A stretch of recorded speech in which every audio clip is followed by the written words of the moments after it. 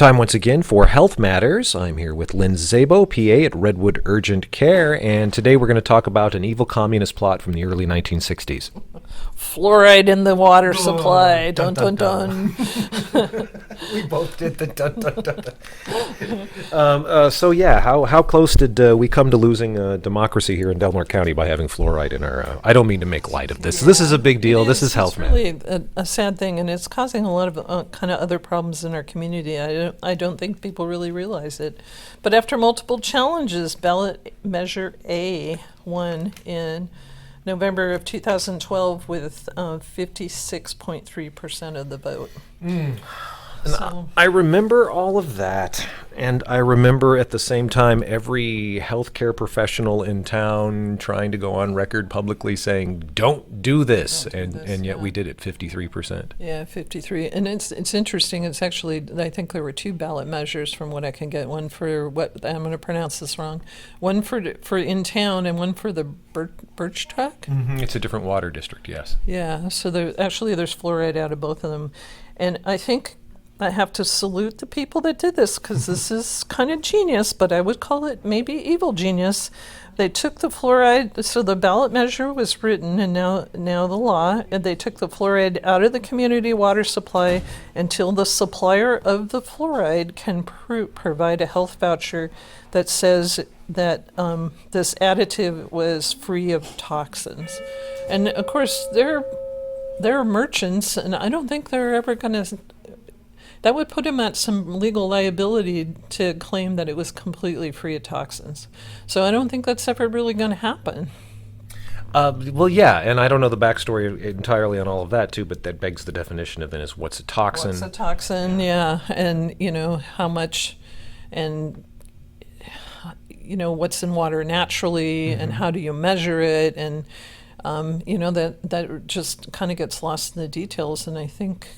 they're just chemical suppliers. I don't think that they're going to be willing to come out and say that. Although I could say, just hearing that seems like it might be a reasonable thing to say, but it's not an achievable thing to say. And I'm certain that's really never going to, unless the whole ballot measure is repealed, nobody's ever going to meet the criteria that the measure sets forth. Well, exactly, but then you also have to take into account, too, how many years have we been putting fluoride in drinking water in the United States? Certainly, right. Going way back close to World War II.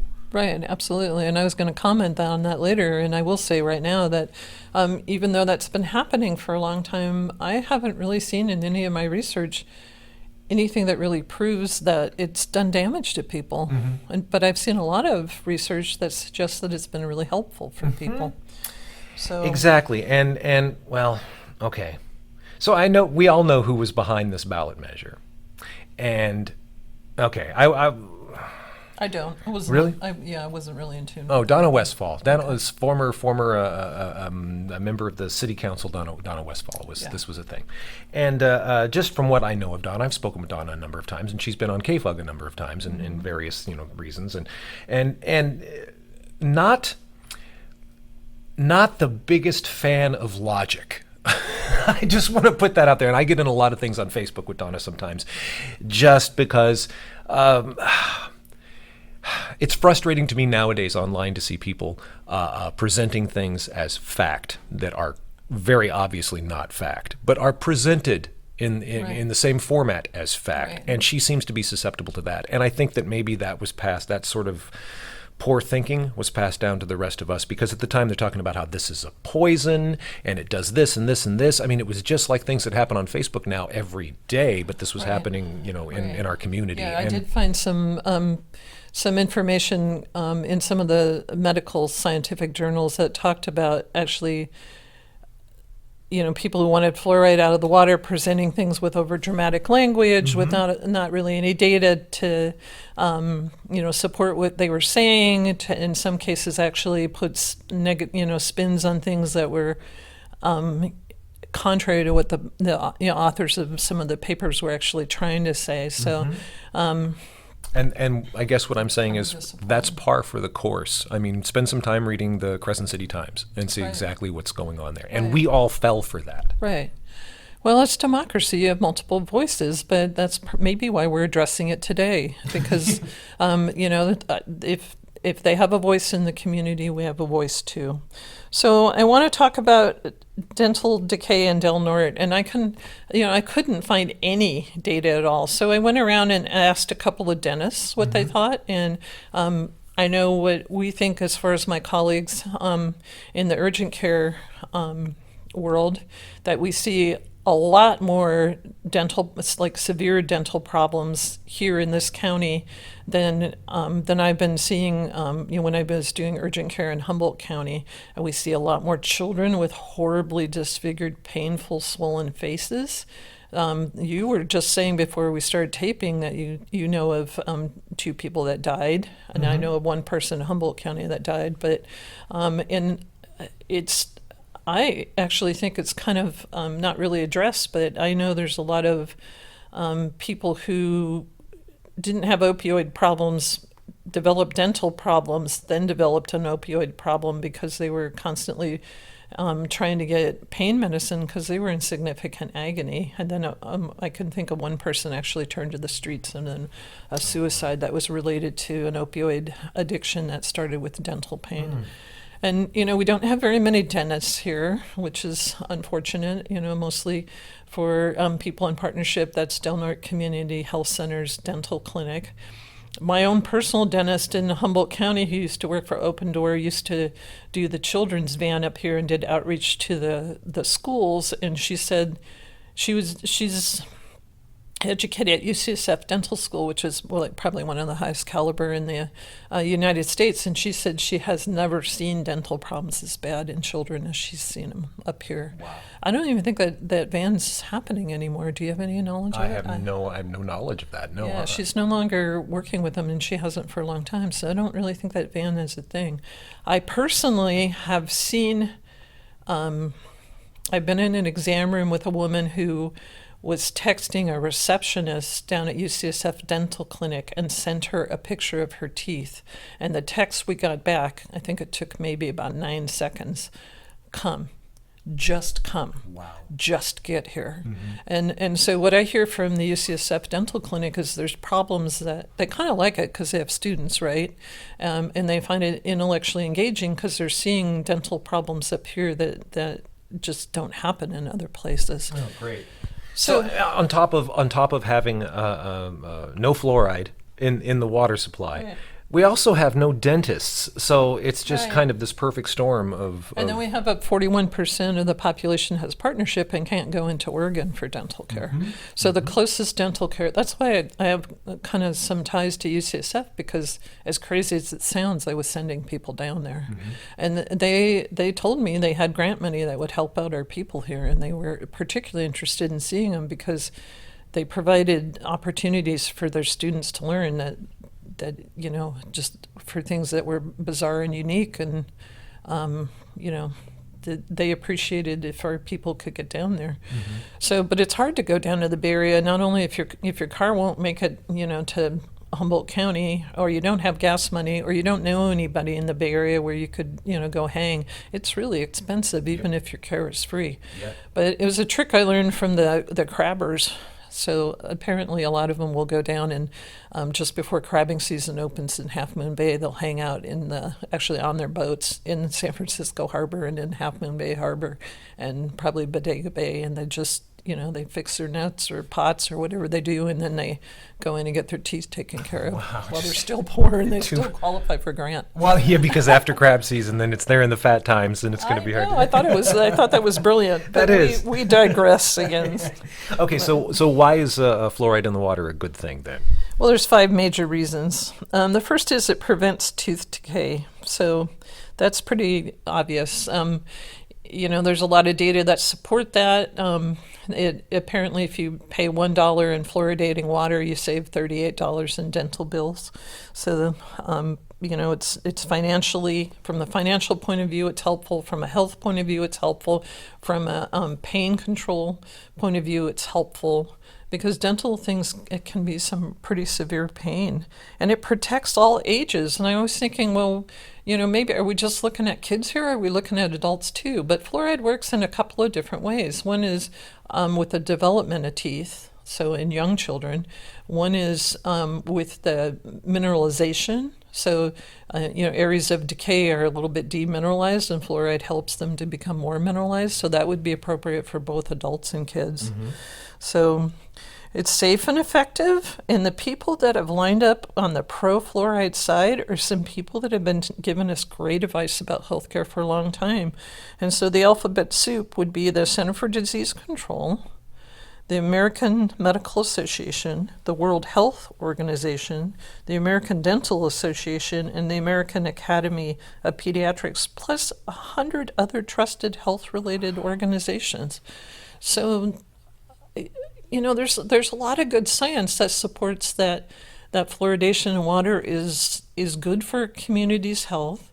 And we're just not seeing the bad side effects that the anti-fluoride people are saying are out there. Mm-hmm. So it's also something natural that we do. This I thought was an interesting thing at this point. We put iodine in salt. Mm-hmm. We put vitamin D in milk. Mm-hmm. We put calcium in orange juice, and we put folic acid in bread. Mm-hmm. So I guess I'm wondering why there isn't the outcry for that. I mean, if we're supplementing using different vitamins and minerals in other kinds of food, why does anybody have a problem with that? I just don't see this as really very different. So, well, I don't know. I mean, it comes, and we might be getting into questions that we need to ask Donna Westfall or the people involved in this. Mm-hmm. Is their definition, the concerns they had specifically with fluoride, was that it was a different sort of beast as far as being a chemical, that it was a poison, quote unquote, is what they were saying, as opposed to say being a vitamin. What are your criteria to define that? You take enough vitamin D, and it's a poison too, right? Yeah, exactly. You could say the same with any of these, actually. Mm-hmm. So I don't understand what the criteria. I noticed I didn't write the actual chemical name that they used down, but it certainly sounds scary. Yeah. It doesn't sound like something I would eat. But and see, that's the problem with the effort that went into this whole thing, is that it sounded scary. That's what they wanted. They didn't want there to be actual knowledge. They just wanted the appearance of fear. And that's what angers me. That's so many things. That angers me too when I'm looking at a little kid whose face is swollen and who's in pain. Mm-hmm. That's really sad. Or they smile at me and they don't have any teeth, even as little kids. So... Okay, so what can we do? You don't get the fluoride out of the drinking water for now. I know that I use like a Listerine kind of rinse every evening at the end of the day, and I know that Listerine started out as a floor cleaner, but since they've changed it, it now has fluoride in it, and so that's why I do it, is to get the fluoride. Okay, so I think this is one of the arguments actually that the fluoride side would have, is that why can't you just individually make the decision to use toothpaste or mouth rinses? I don't think kids can decide that. I think adults can decide that, but kids can't. And you would say, well, why don't their parents have better decisions for them? I don't know. Maybe they've been terrified, but we always hope they make better decisions in the future, so that's helpful. Good routine dental health care. So in terms of pediatrics, I highly recommend if people can get their kids into specialty pediatric dental care that they do. They definitely try that. There's a new practice in Brookings, and there's at least 2 practices in Humboldt County. And I knew with my kids, my oldest is 27 now, and my youngest just turned 23. But I was actually 3 years before I conceived my youngest child, so 3 years before I was pregnant, I signed Baby Doe, Baby X, up to be on the waiting list for the best pediatric dentist in Humboldt County. Mm-hmm. And I know not everybody has access to that, but I made that a priority in her health care before she was anything but a sparkle in her mother's eye. So. So I think it's important for people to start thinking about how they're going to navigate that. Get on the waiting list. And your situation can change. I totally understand that, but maybe it doesn't, and then you can get into good care for your kid. Mm-hmm. And make sure dental health is addressed in well child checks. Well, child checks, there's a lot of stuff you're supposed to go through, and with discussions about immunizations that are taking place, it might seem like it's really rushed, but I think that, providers should be looking in kids' mouths and making suggestions. Bad dental care it can morph into bad health care, and there is a tie between dental decay and heart disease. Yeah. And so I think that we just have to make a little bit extra effort. There's a lot of people here are really ashamed about what their mouth looks like, and I see people actually a lot of people who laugh and cover their mouth, or they'll when I'm trying to look in their mouth, they'll only show me a small part. I think they feel judged if they have a lot of dental decay and a lot of missing teeth. There's a couple of bad jokes going around about the lack of teeth in relatively young women up here. I won't repeat them. They're a little bit disrespectful. I don't really like them, but it makes me incredibly sad when somebody bursts into tears and says they don't want to open their mouth because they don't want somebody to judge them. And I don't always think that it's necessarily because of a tie to meth, although I think people often jump to that. You might even be afraid of people jumping to that when they see Right. It might be that they grew up in foster care and never had great dental care. It might have been that they grew up somewhere else on well water and had that problem. But they feel incredibly judged, and it's really sad, and it's also unnecessary. I think healthcare providers shouldn't look in somebody's mouth and write them off as meth addicts just because they have dental decay. I mean, they're suffering enough already. So, editorial comments. It seems to me that if fluoride was a threat to the health, it would be really apparent. After all these decades. After all these decades and all these people using it and all these studies by all these health organizations, I think we can trust them when they say that it's safe and effective. I've never seen any bad outcomes personally in my practice, tied to fluoride in drinking water. And I think great dental health. I'm a product of it. I'm 61 years old, and I do know whenever I go to my dentist, and people come in and want to look at my teeth because they're actually in pretty good shape. Oh, you got showroom teeth, do you? Yeah, I know they come in because I haven't really had much in the way of decay. So knock wood, and I pay attention to it. Obviously, it's an important issue to me, and it served me well in my personal health. So. And I'm not at all convinced that the anti-fluoride side has been convincing, especially with the science on their side. I really couldn't find anything in reputable journals. What I was seeing was big, scary words that were taken out of context and with a negative spin. And the ballot measure is definitely cleverly written, but it is not data-driven. So it's up to the voters to think about what they want to do about this, and I would say encourage people to think about the science. The many healthcare providers, I'm told, in 2012 wrote letters to the editor and made their views known. I know that happened in Humboldt County when they had an anti-fluoride measure, and asking, we are the people that take care of this community. We are not out to hurt anybody, and this was an important tool that was kind of taken away from us for really no good reason, and I'm hoping that someday in the future it can be reversed. I guess that's my next question. Would you like us as a community then to revisit this issue and undo it? I think in a data-driven manner. I definitely I understand why people might be fearful of it, but I think if we're looking again in a data-driven manner, that I just don't see anything to be fearful of. And I don't think scare tactics and negative spin and pedagogy. Yeah, innuendos suggesting that things might be, have negative consequences that don't really have negative consequences. Right. It's in the best effort of the society, really. Yeah.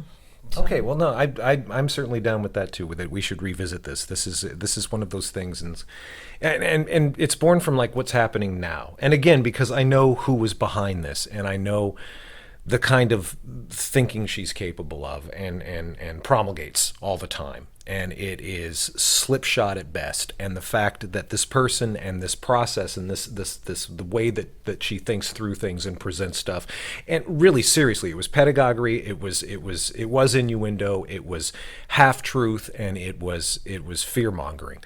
And that's the kind of thing that happens. That's what she does.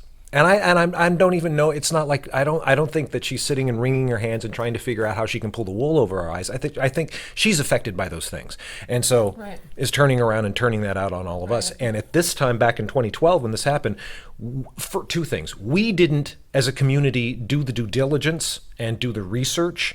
And we certainly didn't listen to the healthcare providers who were coming out all over the place and saying, no, don't do this. This is a bad idea. And then now for me, having seen the kind of damage that thinking like this can do, not just in policy, but just in our day-to-day lives, on social media nowadays, we weren't ready. We weren't ready for that kind of... I actually don't think very many that I didn't see. I think I saw a total of like maybe 1,100 votes that decided this issue. For everybody else.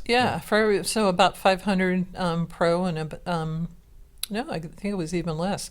So about 700 pro and maybe like 400 anti. And so I think a lot of people just didn't show up. Just checked out. And so I think maybe there's a lesson for the future for us that we can't check out anymore. We got to do the due diligence and do the, I think, right kind of investigation to have us come to good conclusions for the health of the community. It's a participatory democracy. There it is. All right. So let's see what we can do. We can do to get the fluoride back in the water. This was dumb policy that was presented maliciously, almost it appears, and needs to be undone. It needs to be rectified. This is ridiculous. I would agree. All right. Anything Next else? week, I'm thinking of talking. I'm trying to get Dr. Michael Fratkin to talk to us about his palliative care practice, which has kind of made some inroads into Del Norte County. Certainly, really popular in Humboldt, and because he uses a lot of like remote FaceTiming kind of stuff. He's been taking care of people, I think, all over the United States, actually. But palliative care means end-of-life care, and he's been very successful in growing that particular practice. I think he'll have a lot of interesting things to say, and it's certainly another need in the community. Wow. And so a guest next week? Maybe. I'm trying to talk him into it, but he's a hard man to pin down. He was my supervising physician about 20 years ago. I certainly enjoyed working with him. He's one of the most amazing physicians I've ever met, in a way that I think the average patient would really benefit from. But this practice that he's setting forth is pretty unique, and I'm going to see if we can get him to talk to us about it. That sounds, as with every Health Matters, really, really interesting. I look forward to that, Lynn. All right. We'll see you next week. Thanks.